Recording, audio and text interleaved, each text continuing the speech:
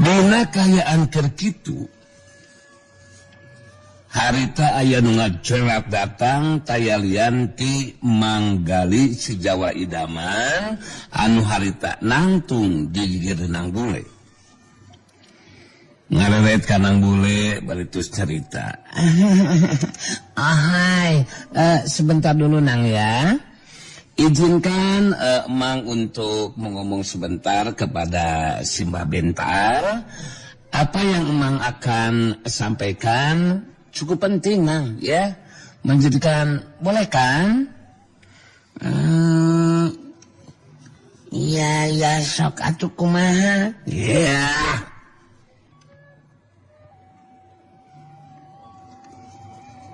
Iya kumaha gitu kumaha. Acok. Waing dijina sok ngomong kasih Bentar kayaknya. Tanya aing keur amak. Aduh.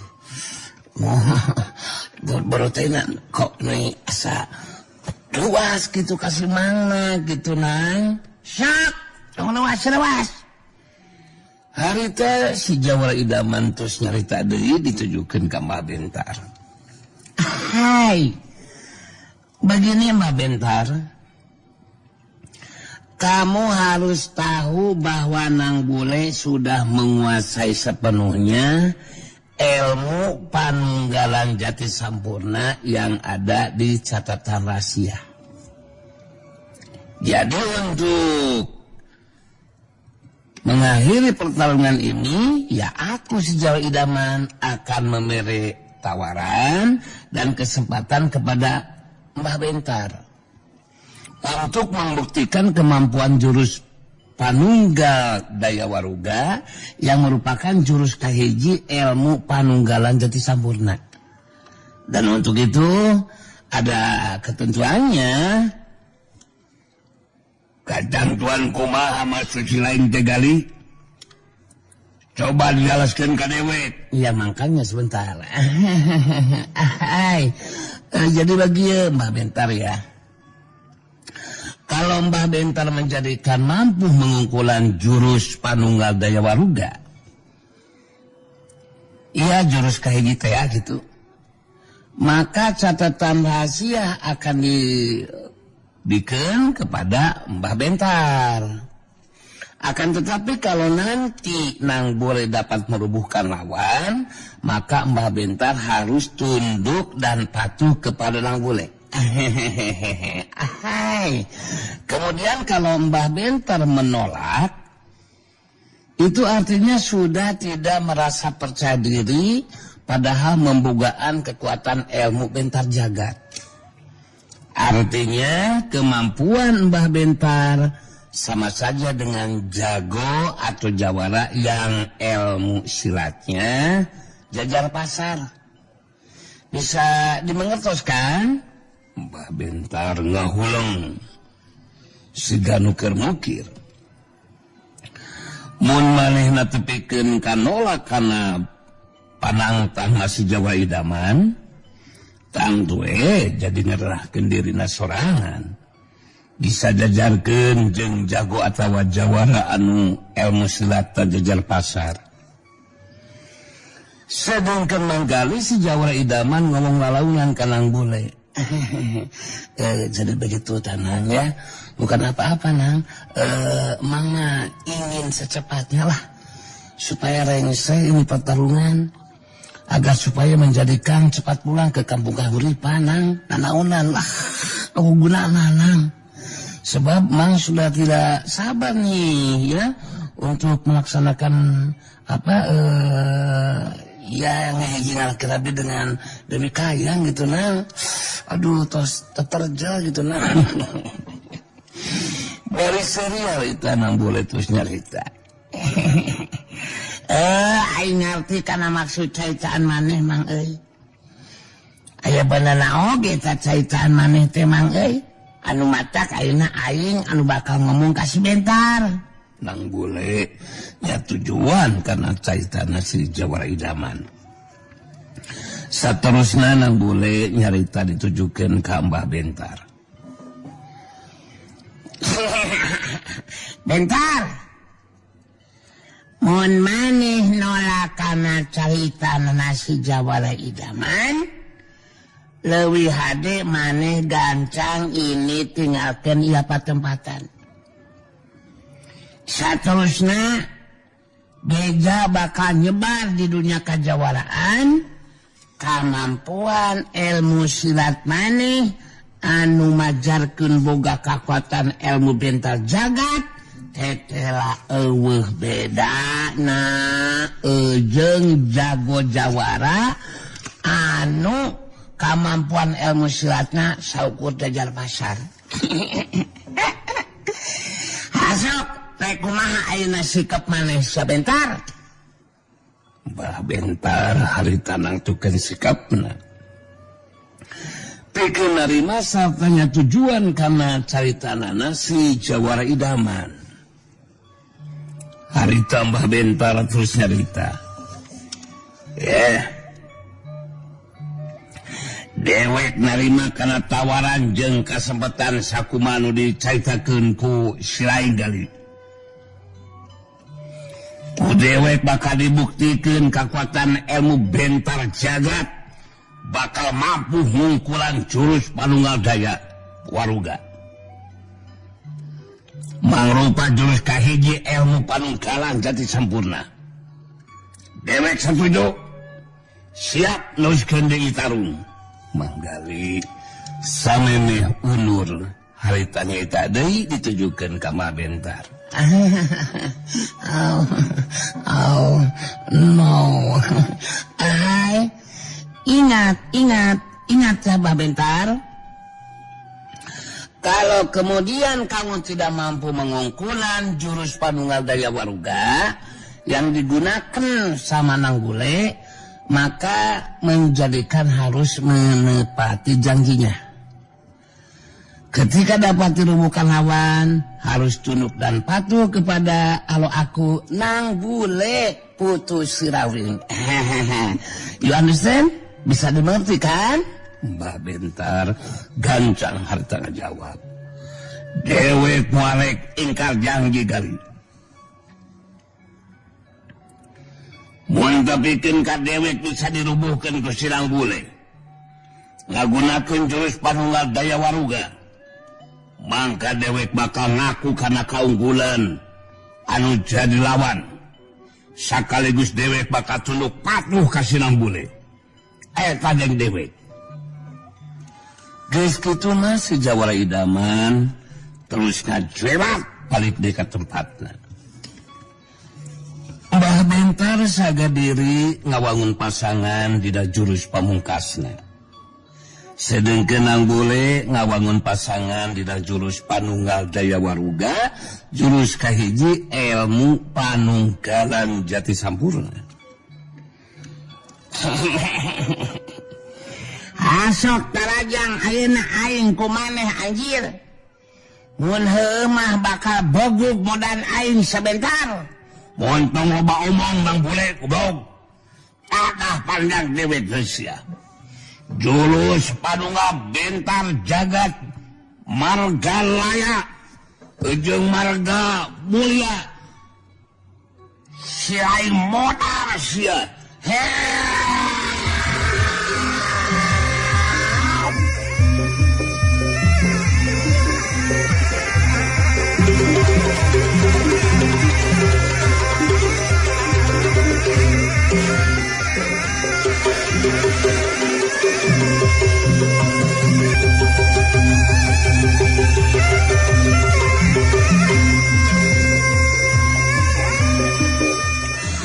Jorelap kilung Mbah bentar maju narajang ngagunakeun jurus pamungkasna nu disebut jurus bentar jagat margalaya.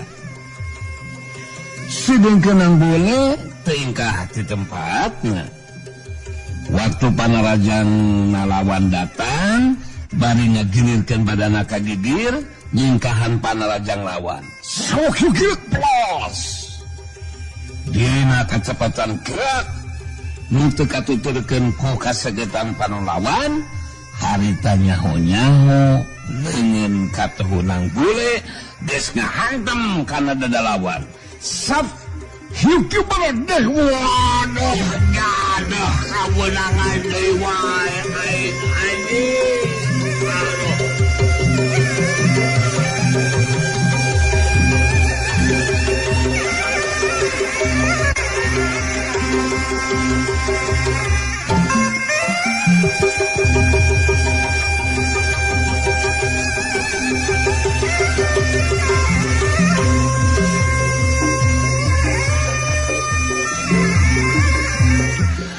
Mbah Bentar ngegeruk nahan ka nyeri. Bari ngabangki yang mundur sabawa lengkah ka tukang. Asa terpercaya karena kejadian anu karandapan ku dirina. Tapi Mbah Bentar gancang ngajaga kasaimbangan badana, saterusna mancuhkeun tangtunganana. Nang boleh merhatikeun nuju lawan baitus nyarita. Kekuatan daya tahan badan maneh memang hebat oge tar euy.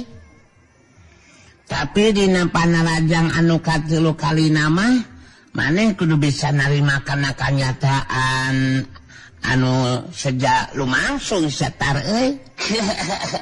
Sabab maneh bakal dirubuhkeun ku aing sabentar. Kajaba mun maneh ayeuna langsung angkat tangan ngaku karena keunggulan anu jadi lawan. Tapi lamun maneh penasaran nya ujung terpercaya karena caitaan aing mah ya teu naon eta hak maneh nya maneh kali tinggal maju dina rajang anu katelu kalina bentar sok nang hei bentar. Mbah Bentar sagede diri bernyarita.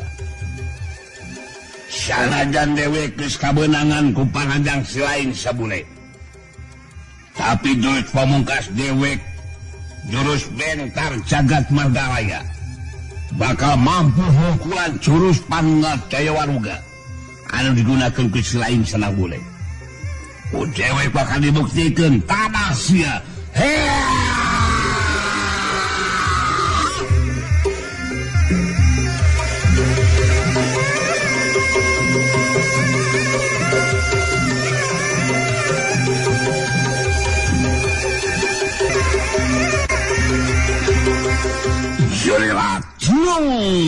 Mbah Bentar maju dina rajang masih ngagunakeun jurus pamungkasna dibarengan ku kakuatan tanagala pisan sapinuhna.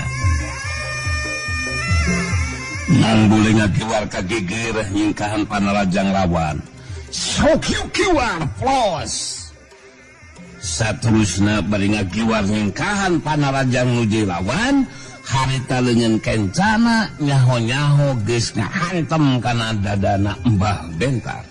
Sat Yuki berodes. Waduh, Dedeh Rosita kurang ajar aing kawenangan deui aduh setan. Aing kawenangan deui aduh kurang ajar istilah bule si goblok aduh. Mbah Bentar nagero kaget bainahan ka nyeri terus ngabangkieun deui mundur ka tukang sababaraha lengkah. Tapi kekuatan daya tahan badan Mbah Bentar memang hebat. Harita masih kene bisa ngajaga kaseimbangan badana. Bangkieun daligdeg raneg. Mbah Bentar mancuhkeun di tangtunganana bari ngatureng hapa-napasa. Marhatikeun nuju lawan Mbah Bentar ngupat dina jero hatena. Nah aing mah kieu inget ka Dedeh Rosita lu anjing.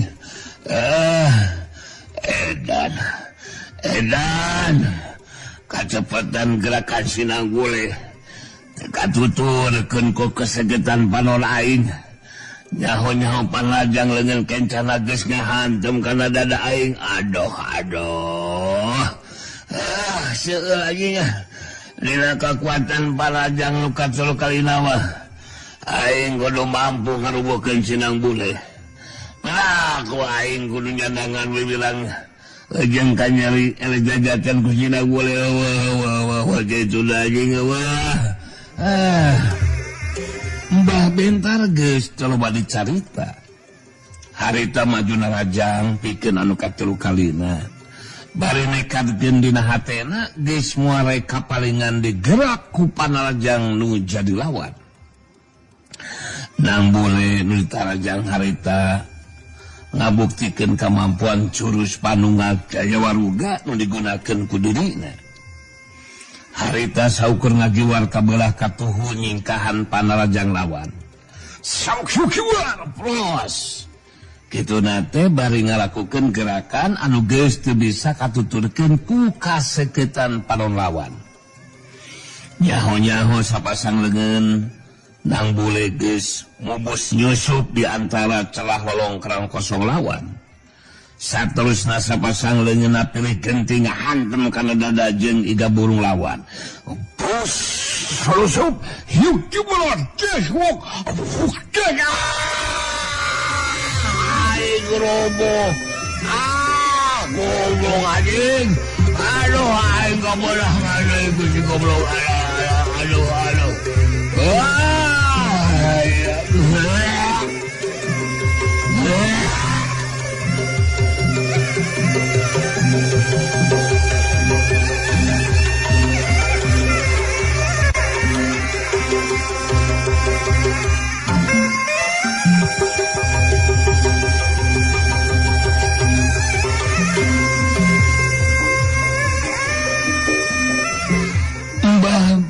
Bentar nahan nyeri bari badan ngacengkang oleh abka tukang.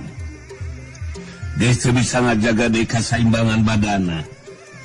Jengkang koleab kedebut. Mbah bentar harita roboh ngabebengkang maling lemah.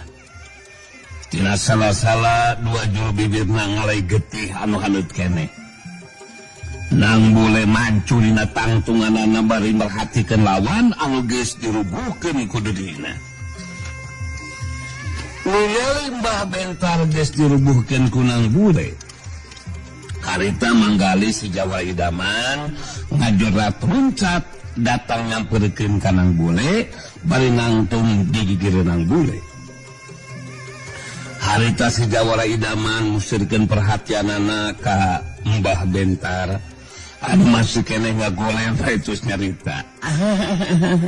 Ahai, apa yang terjadi dan karandapan sama Mbah Bentar itu merupakan kenyataan yang harus diterimakan dong, ya.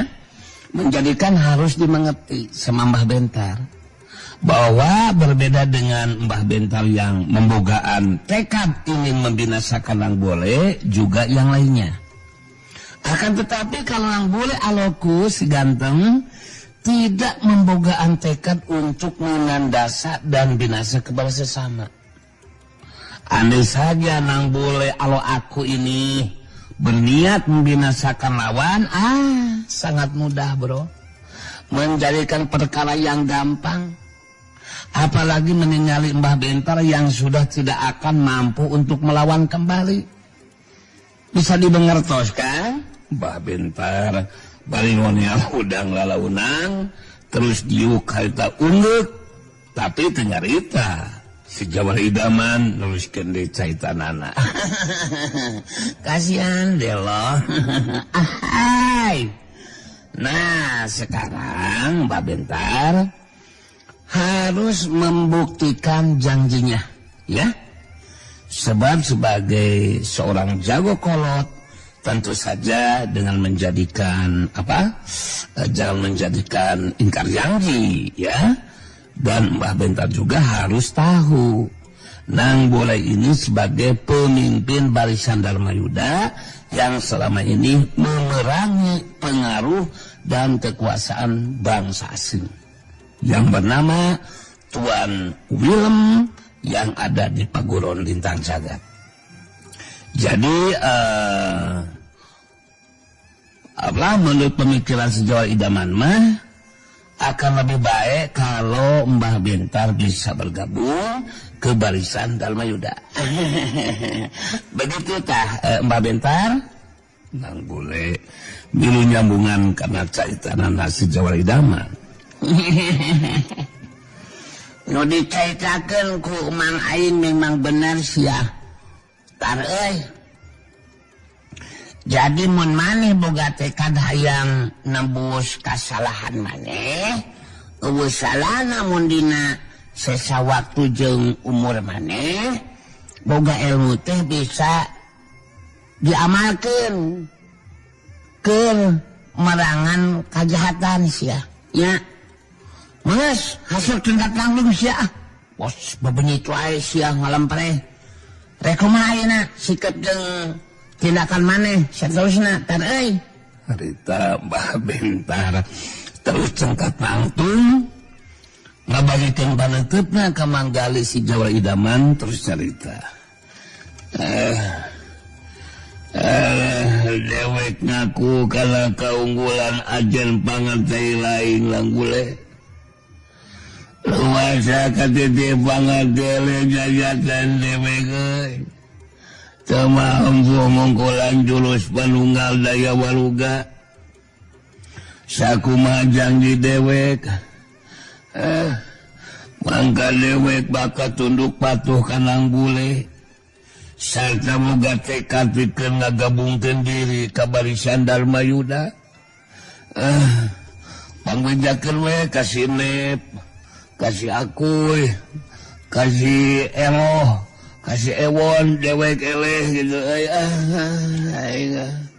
Lek mulu berjuang ngalawanan pangaruh jeung kekuatan barisan musuh anu aya dina pangaruh jeung kakawasan si Tuan Bilem bangsa asing. Itu ge si Jepri dek dibawa ku dieu pikeun babarengan we pikeun bertengkur. Alah. Manggeus. Ari sikap pamadegan maneh geus kitu mah. Jadi jelas keur ayeuna oge anjir. Anu matak di mana aing ngalakukeun kontak batin ngagero ka maneh, mangka maneh kudu aya datang pikeun tuturubun nya. Lain tuturubun teh, Mang? Ya secepatnya begitulah. Nah eta. Sebab dina waktu anu moal deui barisan Darmayuda bakal ngayakeun riungan. Eta ngabahas masalah anu penting. Kumaha kahati ku maneh Mbah Bentar? Hah? Kahati nang bule, kahati di mana dewek digero di kontak batin. Dan tu dewek bakal datang milu kana riungan barisan Darmayuda. Ayeuna mah dewek rek terus pamitan mulang heula we ieu langgule. Jeung anu sejena dewek minta dihampura ari geus balungbang timur kieu mah jadi tenang kana hatena oge geus kitu mah Mbah Bentar harita pamitan bari balungbang timur heula minta dihampura kana bule jeung anu sejenna. Sageus Mbah Bentar init harita kaayaan atawa kaayaan nang bule pulih normal deui dina karakterna Eyang Buana Putih. Kaayaan ayeuna mah tos tenang ya. Sakumaha anu dijugikeun ku abdi ka Emang, Mang? Jalanan abdi tos rengse numpi diri. Janten ayeuna mah urang ngabujeng ulang we ka kampung kahuripan Mangnya. Tos waktosna urang ngantunkeun ieu patempatan ya, Mang. Ahai. Ya menjadikan inilah yang Mang nantikan, Mang. Kita memang harus segera mulang ke kampung kahuripanang ya. Hati Mang sudah lama kumejut untuk segera kembali. Kalau begitu ya hayulah dipetir. Dewi Kayang permata hatiku si cantik jelita sinong nang jering. Kita tinggalkan tempat ini, oke? Geus kitu mah opatanana harita terus lumampah rek mulang ka kampung kahuripan.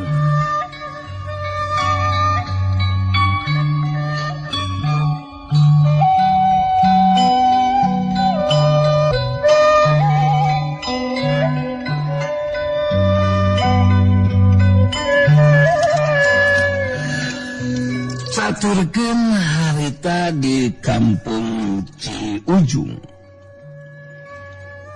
Dina poe harita Kirantis hayang ngobrol opat panon jeung si Hawuk.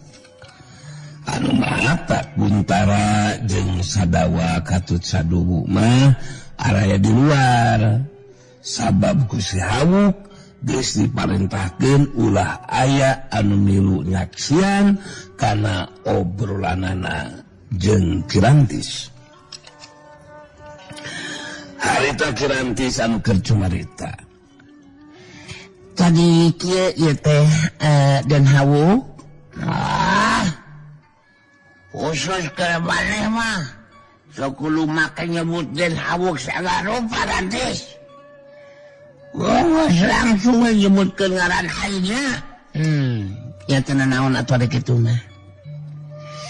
Jadi ayeuna ku Rantis sakijelaskeun ka Hawuk. Ngeunaan di mana ayana Manintin jeung Mbah Rangkebong. Nya gayual ti Rantis anu nyaho mah. Anu mata Hawuk dipercaya kana setiap caritaan ti Rantis. Anu jelas urang duaan kudu tetep babarengan. Sabab mun terus babarengan, Rantis boga kayakinan Hawuk engke tangtu bakal bisa ngawasa dunia kajawaraan. Kumaha Hawuk rek percaya kana setiap caitaan ti Rantis? Si Hawuk anu aya dina pangaruh kakuatan ilmu panggendam nyata panggendam jiwa harita terus nyarita. Wah, kesekudu emang gitu Rantis. Baru selang aing memang resep ka maneh. Sepain ka maneh Rantis. Anu wajib aing bakal percaya karena setiap ceritaan maneh Rantis. Malah aing janji di mana ke aing jeung maneh geus manjing dewasa, maneh bakal dikawin ku aing Rantis. Aing geus moal milik awewe anu sejen. Gue Kirantis kala sasuka hatena ngadengi janji si Hawuk. Harita Kirantis neruskeun di caritanana. Jadi kieu Hawuk pikeun ngabebaskeun Manintin jeung Mbah Rangkebong. Memang teu bisa ngalakukeun tindakan samarangan. Sabab tempat anu bakal didatangan teh lain tempat biasa. Tapi mangrupa tempat nu dijaga ku puluhan urang jalma. Mangrupa anak buahna anu ngalaksanakeun parentah ti pamimpinna pikeun ngawaskeun jeung ngajagaan Manintin jeung Mbah Rangkebong. Anu mata pihak urangnya kudu boga anak buah. Saeutikna 10 urang wae mah. Ngantang tuwe eta anak buah urang teh lain jalma biasa. Tapi jago atawa jawara anu boga kemampuan ilmu silat anu bisa dipercaya sarta bakal mampu ngabantu ka pihak urang. Jadi mun boga 10 urang anak buah, urang bisa langsung ngacurang ka eta tempatan. Nolongan Manintin jeung Mbah Rangkebong. Kitu tah cek pamikiran Rantis mah kitu. Hawuk si Hawuk netep ka Kirantis terus nyarita. Sagung halau wangkolok. Anu ngacokaan si Manintin inungain. Jeung Mbah Rangkebong. Bakal disingarawan ku aing Rantis. Dibabas ku aing kapianana. Kurain teu jadi masalah di karawanan puluhan jalma oge Rantis. Babas ku aing. Tenang heula Hawuk. Lain teu percaya karena kekuatan ilmu Hawuk. Tapi sakuduna oge hawuk mah anu kudu ngalawanan pamimpinna. Sedangkan pihak urang ngasaukur limaan. Ari jumlah lawan lebih loba, bisa wae di mana lumangsung kaributan maningteun jeung Mbah Rangkobong geus kaburu dibinasakeun ku pihak lawan. Jadi dina ngalakukeun tindakan teh urang ulah saukur bakal mampu ngukuran anu jumlahna puluhan jalma. Tapi nu leuwih pentingna mah kudu mikirkeun kasalamatanna maningteun jeung Mbah Rangkobong kitu. Si Hawuk netep kakirantis baritu carita. Hebat ge pamikiran maneh lan gisoy. Wah, mantu kapikiran. Kupikeun kalebah dinya pamikiran maneh lanjis. Mas aing mah berenkeun ka maneh warantis. Ulaan upaya jeung cara nulungan si maningtin nungain jeung si Mbah Kebong anu penting duanana kudu salamet. Kirantis terus cerita deui. Nyawa kieu we hawuknya. Anak buah orang anu aya teh jelas ngan karek tuluan nyaeta Guntara, Sadawa, Katut Sadugu. Jadi orang butuh 7 orang de jago atawa jawara patalukan nu dijadikeun anak buahna urang. Bakal leuwih hade mun anu jadi patalukan teh 7 orang pupuhu paguron. Sabab ngaranan pupuh paguron mah kamampuan ilmu silatna bisa diandalkeun. Lalu maksud lantas mah ulang 5 hari ini mendatangan ke 7 paguron atau menkisahkannya lagi. Ini mah cukup orang duaan we hawuk. Jadi pikir sementara waktu mah Mang Sargun jeung Sadawa Katut Sadugu sina nungguan we di dieu. Di mana urang geus menangkeun 7 urang pupuh paguron anu jadi patalukan, anu saterusna jadi anak buah urang, mangka eta 7 urang ajakan datang ka dieu. Saterusna ngayakeun babadamian pikeun nangtukeun sikap jeung tindakan dina mangsana ngaridaskeun maningtin jeung Mbah Rangkobong. Aing satuju. Sino aing kana tasal malela sison. Aing rek nyobrolkeun ka sisalkeun jeung sisa Jawa oge sisa Sadugu. Saterusna si Hawuk ngagerowan Guntara jeung Sadawa Katut Sadugu arasup ka jero imah. Tiluanana arasup ka jero imah. Saterusna ku si Hawuk jeung Kirantis dijelaskeun ngeunaan babadamian di antara manehna duaan. Wantong aya anu wakana sampai gelas ya. Aing anu rek ngomong. Kenapa aja kene? Aing jeung Kirantis rek mantok heula.